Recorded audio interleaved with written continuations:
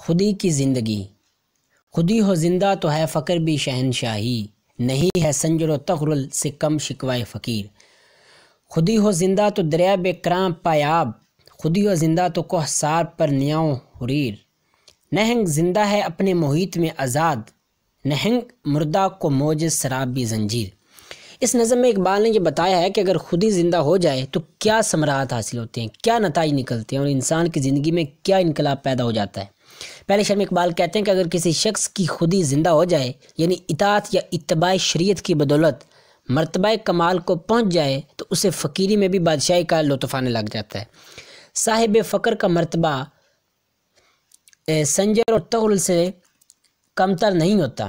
تغرل اور سنجر ترکوں کے سلجوقی خاندان میں دو نہایت زبردست مشہور بادشاہ گزرے۔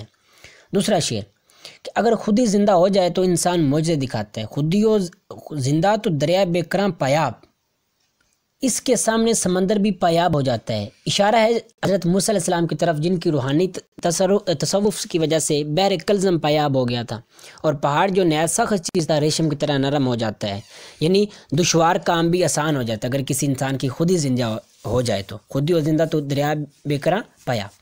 تیسرا شعر، مثال کے طور پر یہ دیکھ لو کہ نہنگ اگر زندہ ہے تو سمندر میں بھی آزاد ہے اور اس کی موجوں کو چیر کر جدھر چاہے جا سکتا ہے، لیکن اگر وہ مر جائے تو سمندر کی موج درکنار وہ سراب کی موج کا بھی مقابلہ نہیں کر سکتا، یعنی ریت میں بھی اگر حرکت نہیں کر سکتا۔ اسی طرح انسان کی زندگی دراصل اس کی خودی کی بیداری سے عبارت ہے۔ اگر خودی مردہ ہے تو وہ انسان بھی مردہ ہے، گو بظاہر زندہ نظر آتا ہے۔ گرچہ جیسے اقبال کا ایک شعر ہے نا کہ گرچہ کالج کا جواں زندہ نظر آتا ہے، مردہ ہے مانگ کے لایا ہے فرنگی سے نفس، مردہ ہے مانگ کے لایا ہے کہ فرنگی سے نفس۔